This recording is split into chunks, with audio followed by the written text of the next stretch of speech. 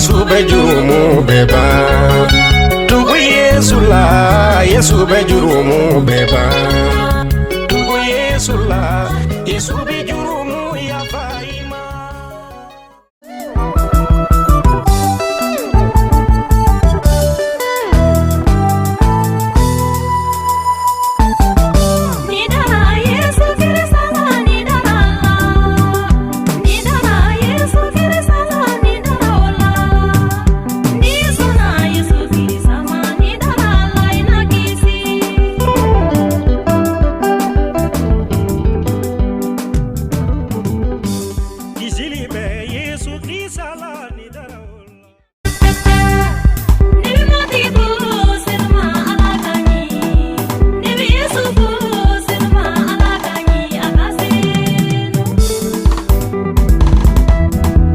Isili di bae alae alakani, Nyina maya di bae alae alakani, Kene ali di bae alae alakani akasi.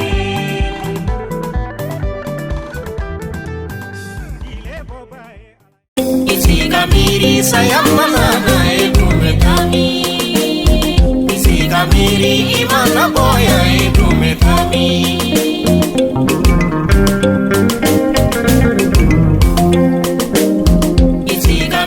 Sayamana na edumetami.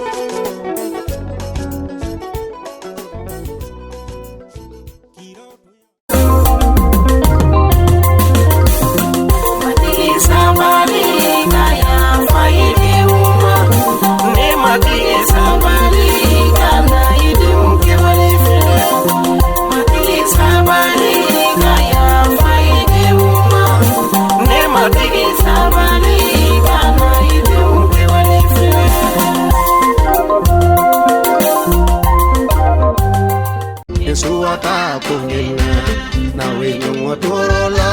Yesu atakungena nawe le fermeni.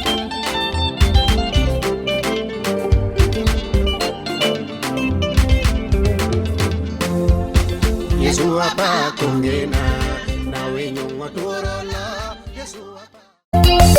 Yesu ye kiraya mi chide ambarake. Yesu ye kiraya ni chide ambarake. La Yesu kabuni meleke wi. Yesu ye alale.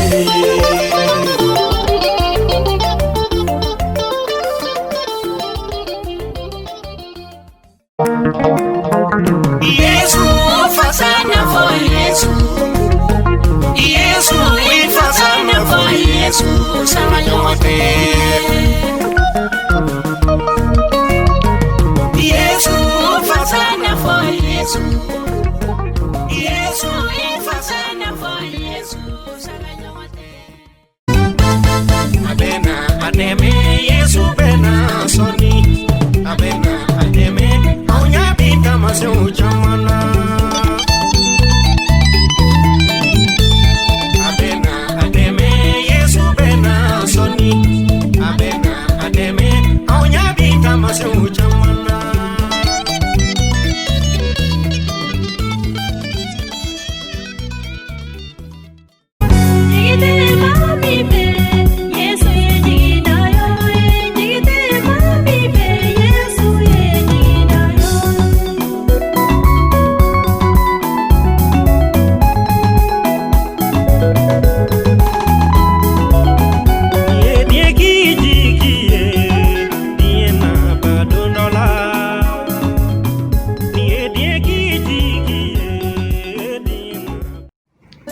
Que toute âme qui respire loue l'Éternel.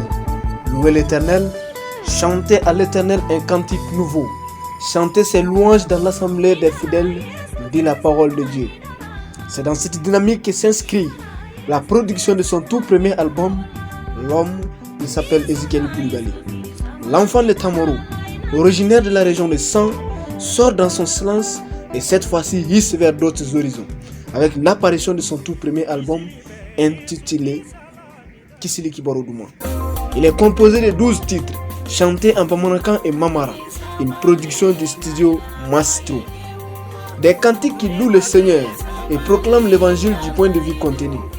L'album il est disponible sur clé USB à seulement 5000 francs CFA. Alors faites vite, trouvez la clé USB de votre voiture, du salon. Soyez édifiés en l'écoutant, ainsi vous contribuez à soutenir le chanteur. Pour plus d'informations, appelez au numéro 66 28 53 93 66 28 53 93. Que Dieu vous bénisse.